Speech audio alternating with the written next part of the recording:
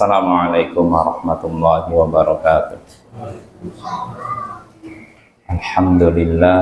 Alhamdulillahil aliyyil arfaqi wa jami'il asya'i wal mufarriqi din ni'amil wasi'atil ghazirah wal hikamil bahiratil kathirah.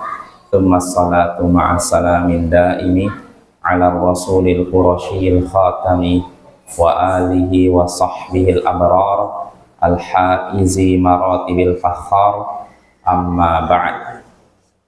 Ayol ikhwah, a'azzani wa a'azzakumullah. Saudara-saudaraku yang semoga dimuliakan oleh Allah, kita bertemu kembali di malam Sabtu untuk mengkaji tafsir Jalalain, tafsir yang disusun oleh dua imam, Jalaluddin As-Suyuti dan Jalaluddin Al-Mahalli. Ya, pada pertemuan sebelumnya kita sudah menyelesaikan surat Al-Fath sampai ayat ke-14. Jadi kesimpulan yang bisa kita pembahasan yang bisa kita simpulkan dari pertemuan sebelumnya. Jadi pada pertemuan sebelumnya kita sudah membahas bahwasanya orang-orang Arab Badui yang tidak ikut rombongan Nabi SAW untuk umroh, mereka tidak ikut serta dengan alasan harta dan keluarga menyibukkan mereka. Ketika Nabi mengajak mereka untuk umroh, mereka nolak dengan alasan apa? Harta kami, keluarga kami menyibukkan kami, karena itu mohonkanlah ampun untuk kami. Nah, ini ucapan mereka benar apa salah? Jujur atau tidak? Tidak, ya. Mereka tidak jujur. Makanya Allah katakan mereka mengucapkan dengan lisan mereka apa yang tidak ada dalam hati mereka. Antara lisan dengan hati beda. Ya. Ini ciri-ciri apa? Orang munafik, ya. Karena apa yang ada dalam hati mereka bukan seperti itu. Yang ada dalam hati mereka, mereka khawatir dibunuh oleh Quraisy. Makanya nggak mau ikut rombongan Nabi dan beberapa sahabatnya, nggak mau. Bukan karena apa? Harta kami dan keluarga kami menyibukkan kami, bukan itu. Alasan utamanya mereka tidak ikut rombongan Nabi karena mereka takut mati. Nah, itu maksudnya. Itu alasan mereka. Lalu Allah pun di sini mencela mereka, menegur mereka dengan mengatakan, siapakah yang bisa menghalangi kehendak Allah jika Allah ingin memberikan bahaya atau memberikan manfaat kepada kalian?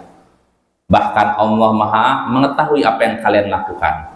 Setelah itu Allah katakan, bahkan kalian menyangka bahwa Rasul dan orang-orang beriman tidak kembali kepada keluarga mereka selama-lamanya. Apa maksud tidak kembali?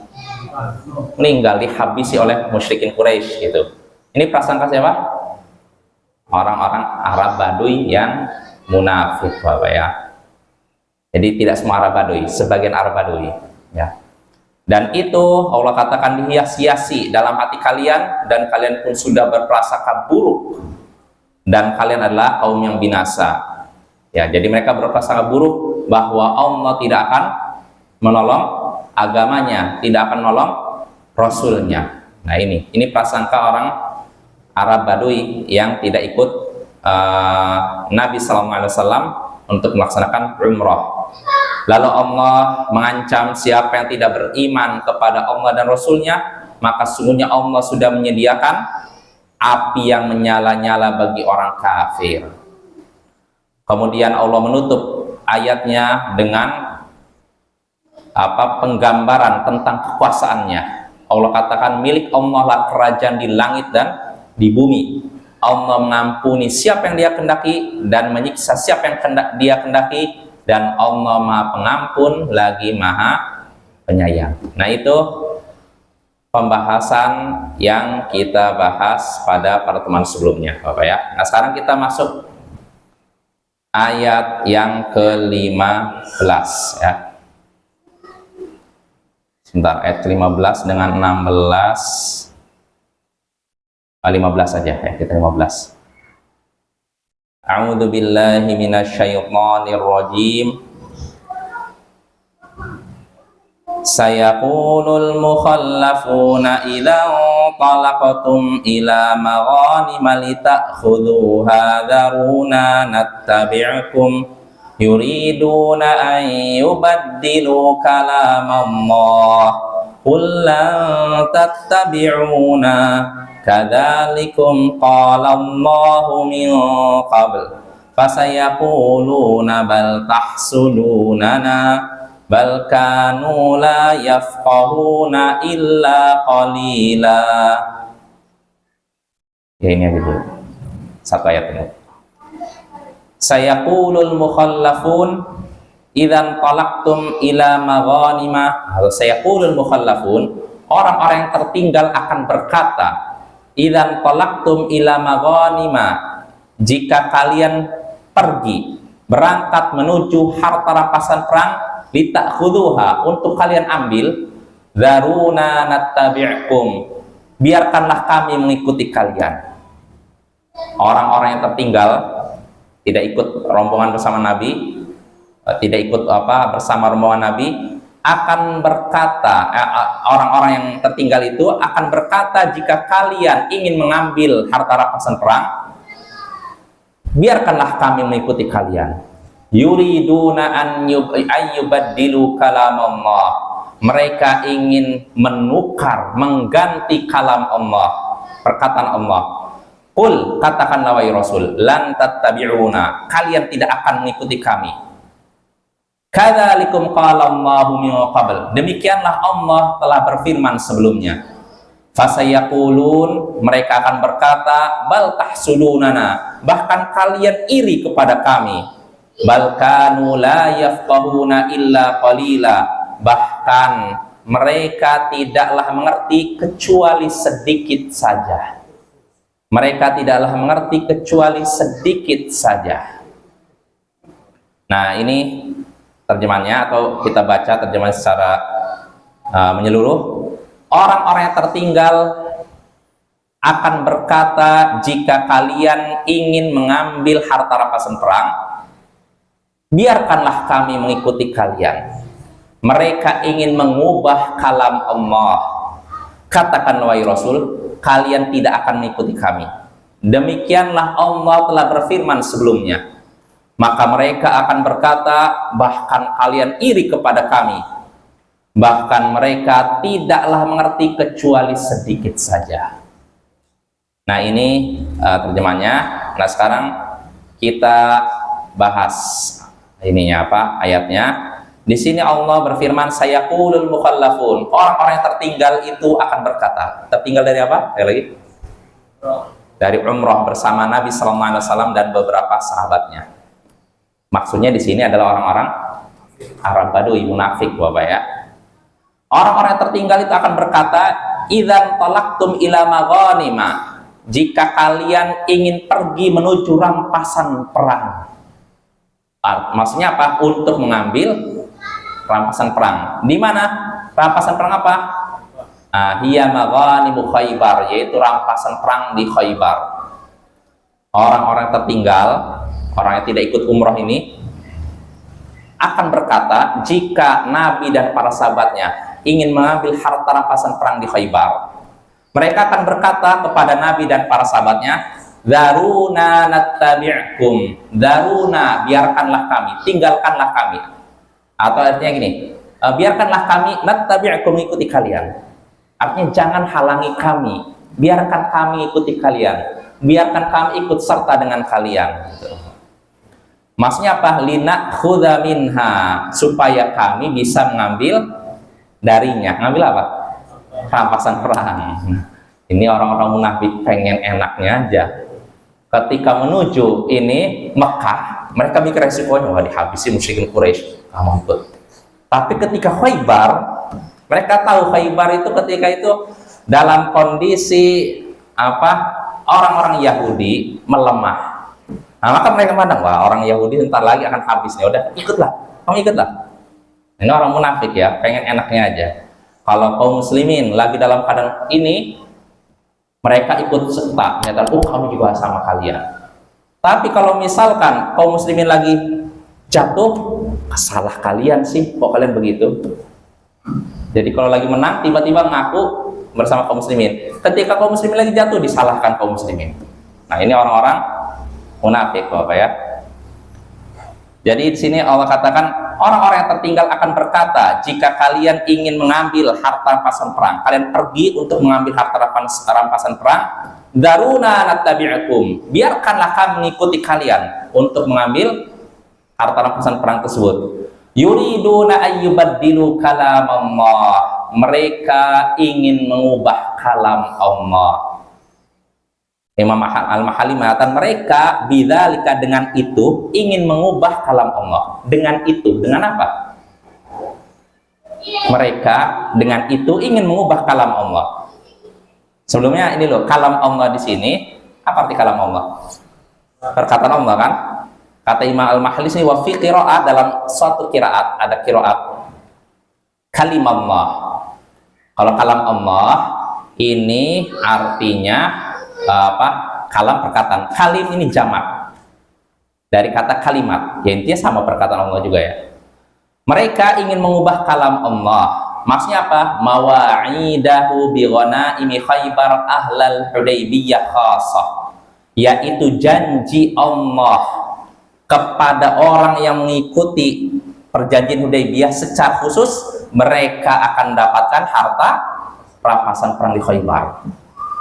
Allah sudah berjanji bahwasanya orang-orang yang mengikuti bai'atul ridwan di Hudaybiyah, mereka akan dapat harta rampasan perang di Khaybar. Khusus mereka saja yang ikut apa? Bai'at itu, ikut janji setia di bawah pohon, Bapak. Yang berjanji setia untuk membela Islam sampai mati. Ya. Jadi Allah sudah berjanji bahwasanya orang-orang yang ikut bai'at itu mereka akan mengambil harta rampasan perang di Khaybar, khusus mereka. Nah, orang-orang munafik tiba-tiba kata, "Kak, biarkanlah kami ikut kalian." Artinya apa? Mereka ingin mengubah kalam Allah, maksudnya mengubah janji Allah. Karena janji Allah hanya untuk siapa? Harta rampasan Khaybar. Sahabat yang ikuti bai'atul ridwan, perjanjian Hudaybiyah, tiba-tiba orang munafik ingin mengubah itu. Karena mereka juga ingin dapat harta rampasan perang Khaybar. Jelas apa ya? Jadi mereka di sini kalam Allah ini maksudnya janji Allah. Mereka ingin mengubah janji Allah yang nyatakan bahwa harta rampasan perang Khaybar khusus bagi para sahabat Nabi yang ikut apa? Bai'atul ridwan, ya. Sumpah setia di bawah pohon, yaitu di Hudaybiyah. Jelas apa ya? Dengan itu mereka ingin mengubah kalam Allah, janji Allah. Dengan itu kembali mana? Dengan apa kira? Dengan perkataan tadi, biarkan kami ikut kalian. Ini perkataan mereka kan? Lewat perkataan itu mereka ingin mengubah janji Allah. Mereka ingin ikut serta, ingin mengubah janji Allah. Maka Allah menyuruh Rasulnya, "Qul," katakan wahai Rasul, "lan tattabi'una," kalian tidak akan mengikuti kami. Di sini Allah menggunakan kabar, lan tattabi'una, kalian tidak akan mengikuti kami. Ini kabar, maknanya apa? Larangan. Artinya kalian tidak boleh ikut kami. Jelas Bapak ya? Karena ini asalnya Bapak, lan tattabi'una ini bukan larangan. Kalau kita berbicara bahasa ya, lan itu tidak akan, kalian tidak akan ikut kami. Ini kan kabar kan? Tapi ini kabar bermakna apa? Larangan. Artinya kalian tidak boleh ikut kami. Ya, jadi kalian wahai orang-orang Arab Badui, orang-orang yang tidak ikut ini apa bersama kami untuk umroh, kalian tidak usah ikut kami ke Khaybar. Gitu loh. Kata di sini Imam Al-Mahalli menjelaskan tadi, "Qul lan tattabi'una," katakan wahai Rasul, kalian tidak boleh mengikuti kami. Kadzalikum qala Allahu min qabl, demikianlah Allah telah berfirman sebelumnya. Sebelum apa? Qabla audina, sebelum kami kembali. Ya, sebelum kami kembali Allah sudah berfirman demikian. Artinya kalian tidak akan dapat harta rampasan perang di Khaybar. Ini sudah janji Allah. Yang dapat harta rampasan Khaybar hanyalah orang yang ikut bai'atur ridwan. yaitu janji setia kepada Rasul di bawah pohon di daerah Hudaybiyah. Nah ini, jadi Allah menyuruh Rasul untuk berkata kepada mereka, jangan ikut, kalian nggak boleh ikut, ya, sekali-kali kalian tidak boleh ikut. Fasayaqulun, nah Allah ngabarkan, ini Allah ngabarkan semua nih. Artinya Bapak, ini kan belum terjadi kan, tapi Allah sudah kabarkan, ya, supaya kaum mukminin apa? Supaya apa kira-kira? Kira-kira apa hikmahnya? Belum terjadi kok Allah kabarkan. Biar apa? Tujuannya apa? Allah kabarkan sini, mereka akan berkata. Biar apa? Disebutkan mereka akan berkata. Ini apa, Jais? Belum terjadi tapi Allah kabarkan. Ya supaya kita tahu dan kita waspada, kita tahu alasan mereka, kita tahu ini kebohongan mereka. Jadi ketika Allah menyuruh Rasul untuk berkata kepada mereka, jangan ikut kami ke Khaybar, nggak usah ikut. Nah, mereka akan berkata, mereka ini siapa? Orang-orang munafik ini akan berkata, bal tahsudunana, bahkan kalian iri kepada kami. Gitu. Ai an-nusiba ma'akum minal ghanaim faqultum dzalik. Kalian iri kepada kami karena kami juga akan merasakan harta rampasan perang. Ya bersama kalian. Karena itu kalian mengucapkan itu. Artinya gini, kalian melarang kami karena khawatir kami juga dapat harta rampasan perang. Wah, kalian iri berarti itu sebenarnya. Ini perkataan orang-orang munafik ya. Ini ucapan yang hanya ucapan yang muncul dari orang yang tidak punya ilmu, tidak punya hikmah, tidak punya kebijaksanaan. Karena kalau mereka mau berpikir, kalau mereka mau berpikir cerdas ya, kenapa sih mereka diharamkan dapat harta rampasan Khaybar? Kenapa kira-kira? Kenapa? Kenapa Bapak? Kenapa orang-orang munafik tidak dapat, Allah haramkan, Allah halangi mereka untuk mendapatkan harta rampasan di Khaybar? Kenapa? Karena apa? Apa? Iya, artinya karena apa? Kedurhakan mereka kan? Ya kan? Bukan karena orang-orang beriman iri kepada mereka, enggak. Kalau mereka mau pikir, kami ini nggak dapat kita ini nggak dapat rampasan perang Khaybar, ya mungkin kan kita salah. Harusnya gitu kan? Mereka harusnya berpikir cerdas, tapi mereka nggak berpikir cerdas. Makanya Allah katakan, bal kanu la yafqahuna illa qalila. Bahkan mereka tidak mengerti kecuali sedikit saja.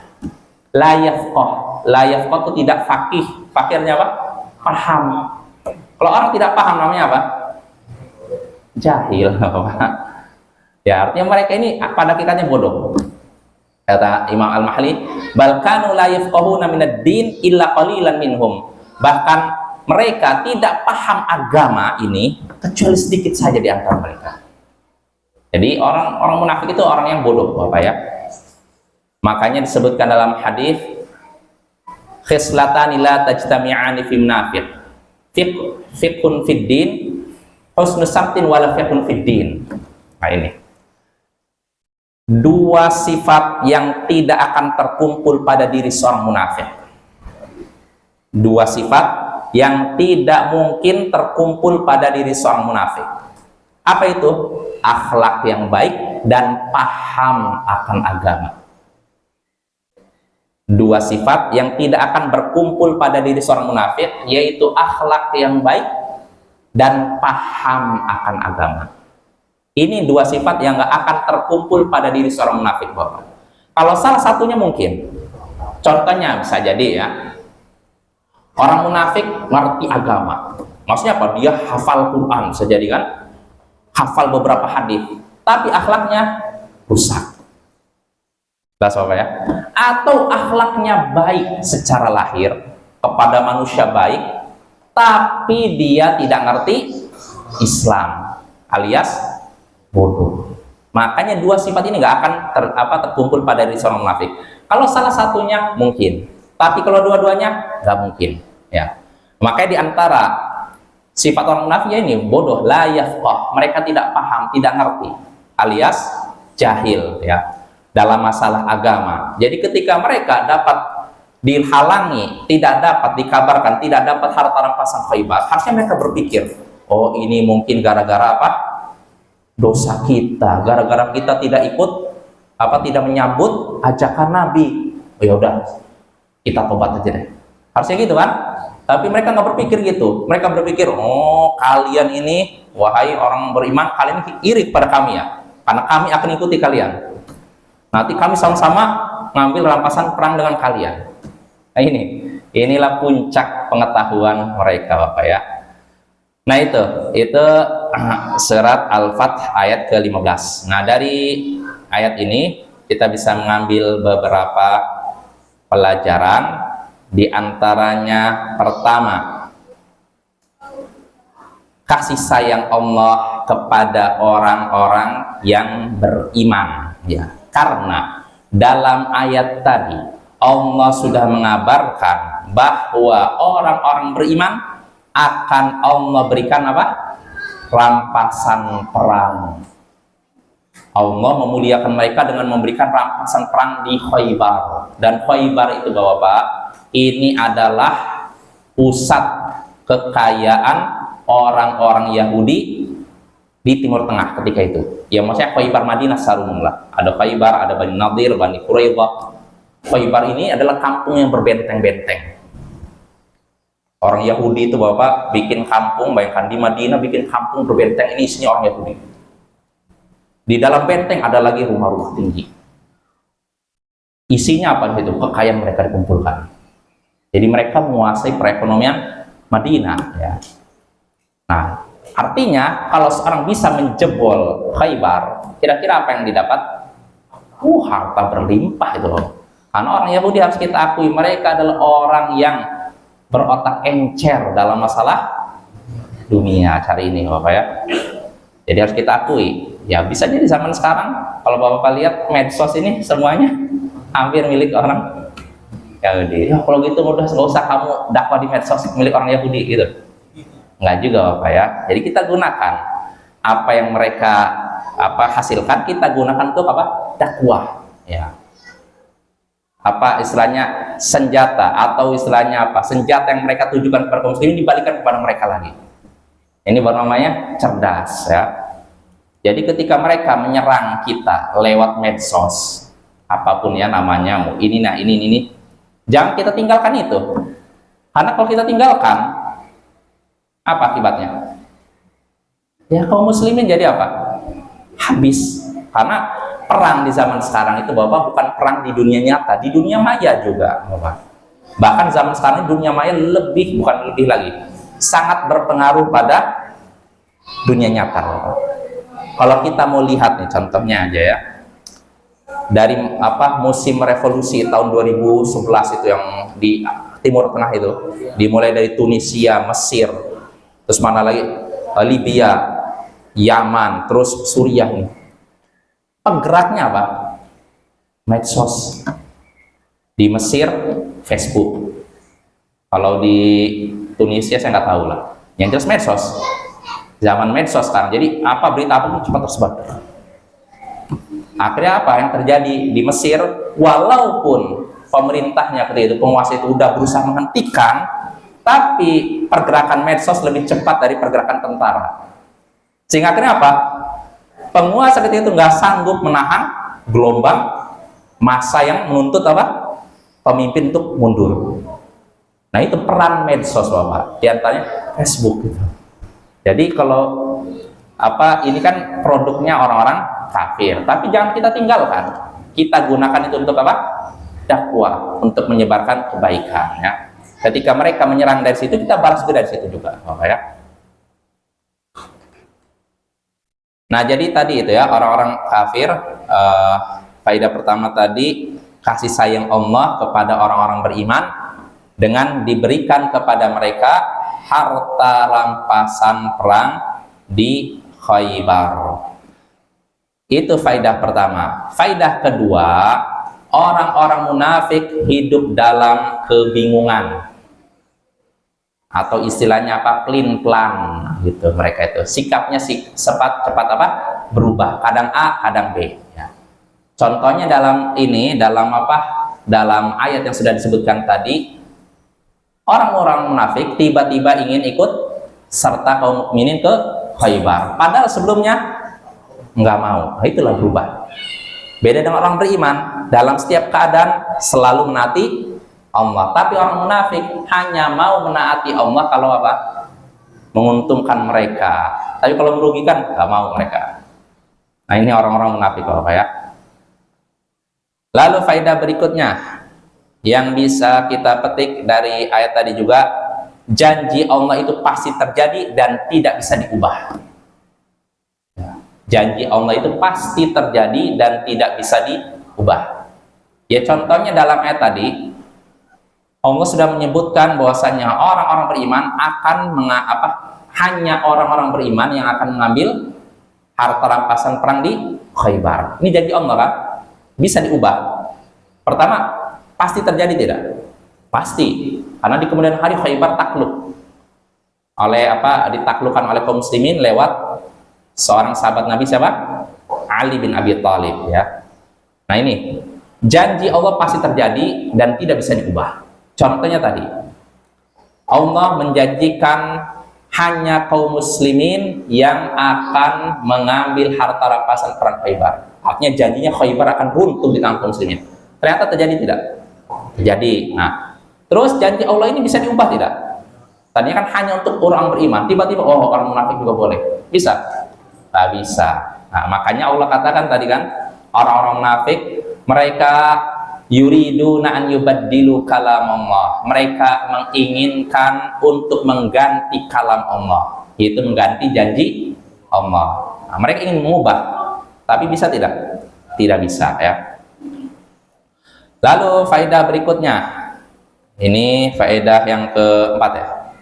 Faedah berikutnya yang bisa kita petik dari ayat ini, tercelaknya kebodohan, tercelaknya sifat bodoh ya. Karena dalam ayat tadi Allah menyatakan bahwa orang-orang munafik la yafqahuna illa qalila. Mereka tidak mengerti, tidak faqih, tidak paham kecuali sedikit saja. Kalau orang yang paham sedikit saja namanya apa? Bodoh, Bapak ya. Nah, ini menunjukkan tercelaknya kebodohan ya. Kebodohan itu sifat yang tercela, sangat tercela. Saking tercelaknya, orang yang bodoh pun nggak mau dikatakan bodoh, ya tidak? Kalau misalnya ada orang bodoh, udah jelas bodoh, dia katakan kamu bodoh, terima nggak? Marah kan? Itu menunjukkan bodoh ini sifat yang tercela. Saking tercelanya orang yang bodoh pun tidak mau dikatakan bodoh, Bapak ya. Nah, itulah beberapa faedah yang bisa kita petik dari ayat ke-15. Nah, sekarang kita masuk ayat berikutnya, ayat ke-16 sampai 17 insyaallah. Ya. A'udzubillahi minasyaitonirrajim. Kullil mukhallafina minal a'rabi satud'auna ila qaumin uli ba'sin syadidin tuqatilunahum aw yuslimun fa in tuti'u yu'tikumullahu ajran hasana wa in tatawallaw kama tawallaitum min qablu yu'adzibukum 'adzaban alima. Laisa 'alal a'ma harajun wala 'alal a'raji harajun wala 'alal maridhi haraj wa man yuti'illaha wa rasulahu yudkhilhu jannatin tajri min tahtihal anhar wa man yatawalla yu'adzibuhu 'adzaban alima. Kullil mukhallafina minal a'rab, katakanlah kepada orang-orang Arab Baduy yang tertinggal, satud'auna ila qaumin uli ba'sin syadidin tuqatilunahum aw yuslimun. Kalian akan diajak untuk memerangi kaum yang kuat. Kalian akan memerangi mereka atau mereka akan menyerah. Fa in tuti'u yu'tikumullahu ajran hasana. Kalau kalian mau taat, niscaya Allah akan memberikan kepada kalian pahala yang baik. Wa in tatawallaw kama tawallaitum min qablu yu'adzibukum 'adzaban alima. Namun jika kalian berpaling sebagaimana kalian telah berpaling sebelumnya, niscaya Dia menyiksa kalian dengan siksa yang pedih. Laisa 'alal a'ma haraj. Tidak ada dosa atas orang yang buta. Wala 'alal a'raj haraj. Dan tidak ada dosa atas orang yang pincang. Wala 'alal maridhi haraj. Dan tidak ada dosa atas orang yang sakit. Wa may yuti'illaha wa rasulahu yudkhilhu jannat tajri min tahtihal anhar. Siapa yang menaati Allah dan Rasulnya, niscaya dia masukkannya ke dalam surga yang mengalir di bawahnya sungai-sungai. Wa may yatawalla yu'adzibuhu 'adzaban alima. Dan siapa yang berpaling, niscaya dia menyiksanya dengan siksa yang pedih. Nah, itu ayat 16 sampai 17. Jadi terjemahannya seluruhan, katakanlah wahai Rasul kepada orang-orang Arab Badui yang tertinggal, kalian akan diajak untuk memerangi kaum yang kuat. Kalian akan memerangi mereka atau mereka akan menyerah. Jika kalian menaati, jika kalian taat, niscaya Allah memberikan kepada kalian pahala balasan yang baik. Tapi kalau kalian berpaling sebagaimana kalian telah berpaling sebelumnya, niscaya Allah menyiksa kalian dengan siksa yang pedih. Tidak ada dosa atas orang yang buta, dan tidak pula ada dosa atas orang yang pincang, dan tidak juga ada dosa atas orang yang sakit. Siapa yang menaati Allah dan Rasulnya, niscaya dia memasukkannya ke dalam surga yang mengalir di bawahnya sungai-sungai. Dan siapa yang berpaling, niscaya Allah menyiksanya dengan siksa yang pedih. Nah, itu Bapak. Nah, sekarang kita bahas. Qul lil mukhallafina minal a'rab. Katakanlah kepada orang-orang Arab Badui yang tertinggal. Katakanlah. Ini perintah pada siapa? Nabi Muhammad SAW.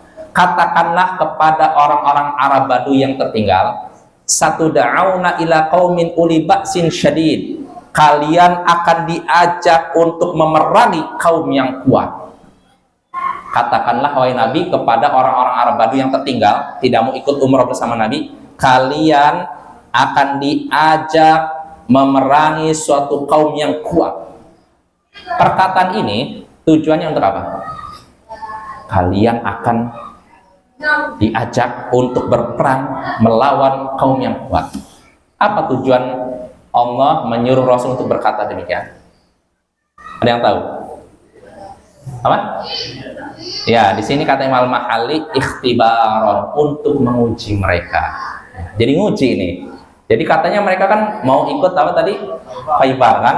Nah, jadi Allah nyatakan, coba kalau untuk setelah Khaybar, kira-kira mereka mau nggak seperti itu?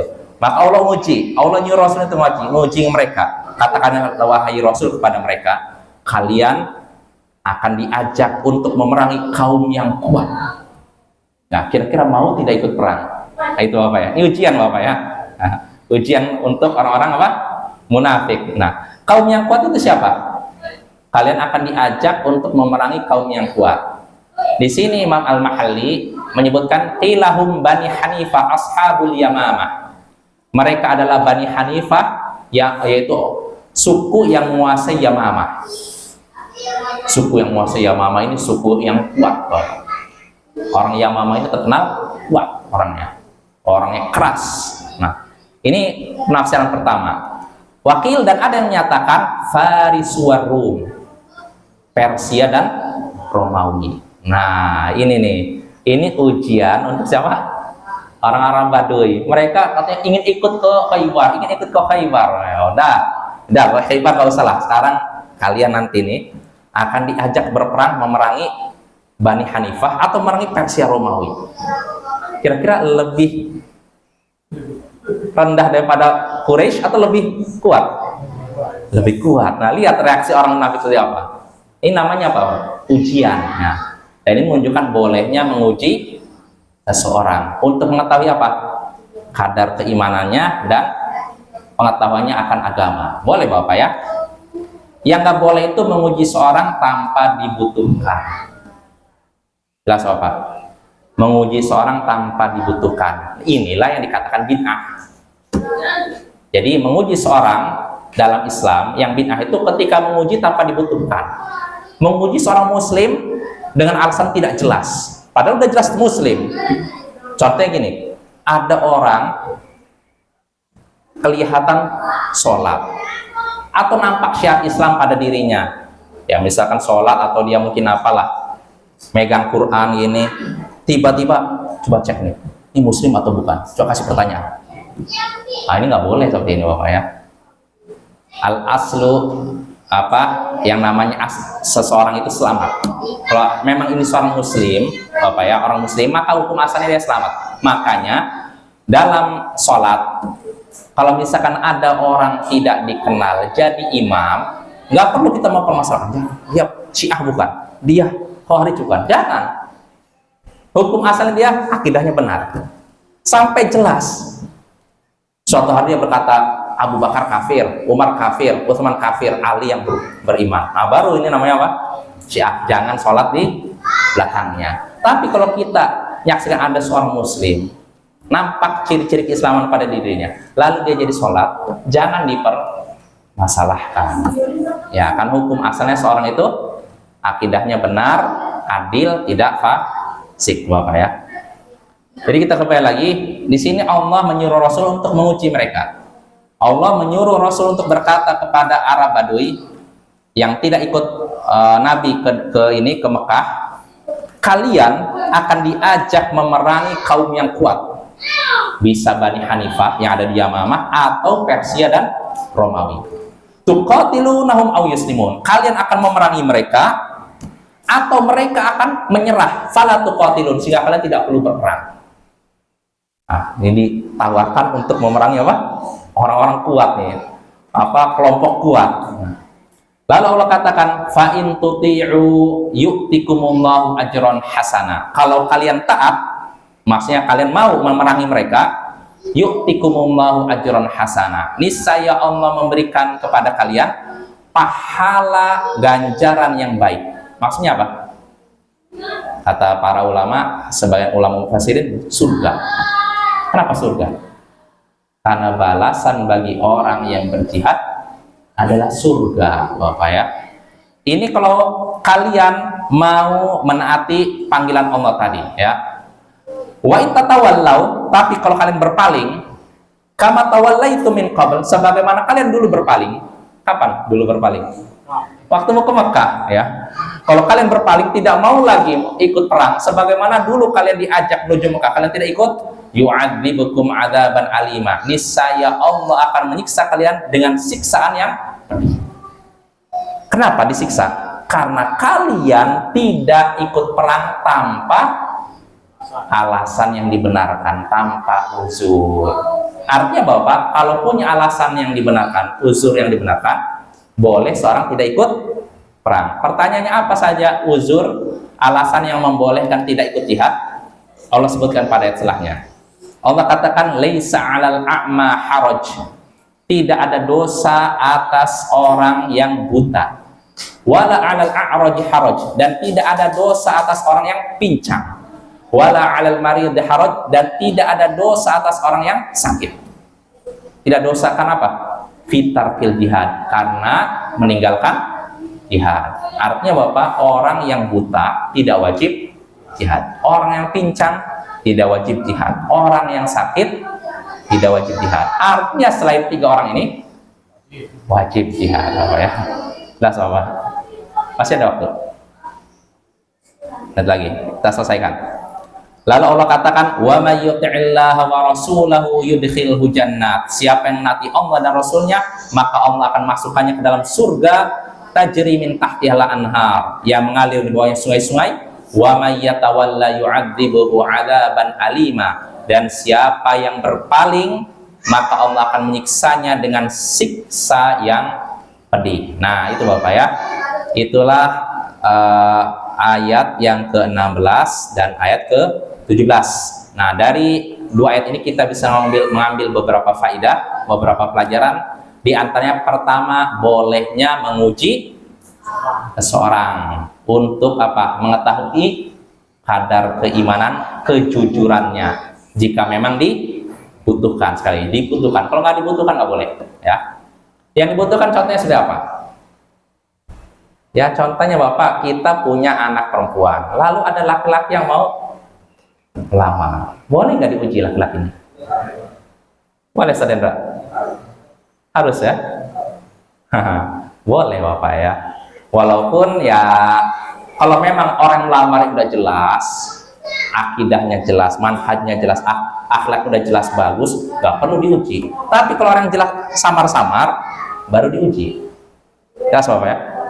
Kalau yang udah jelas jangan diuji. Kalau diuji malah kira-kira laki-lakinya suka nggak? Pernah ada kejadian, Bapak. Ini seorang ikhwan cerita kepada saya. Udah lama sekali, 20 tahun lalu kali. Dia cerita gini, dia melamar seorang akhwat. Jadi akhwat ini bisa dibilang ya pernah mondok lah kalau nggak salah. Ikhwan ini nggak pernah mondok, tapi jelas dia rajin ngaji, rajin taklim lah. Orang udah diketahui. Tiba-tiba ketika melamar dikasih lembaran kertas. Isinya apa? Apa hukum ini? Apa hukum? Apa menurut Ikhwan ini artinya apa? Saya nggak butuh ini. Keluar. Akhirnya apa yang terjadi? Akhwatnya nangis di belakang hijab. Akhirnya karena nggak tega, orang tuanya manggil, udahlah langsung aja nggak perlu ujian lah.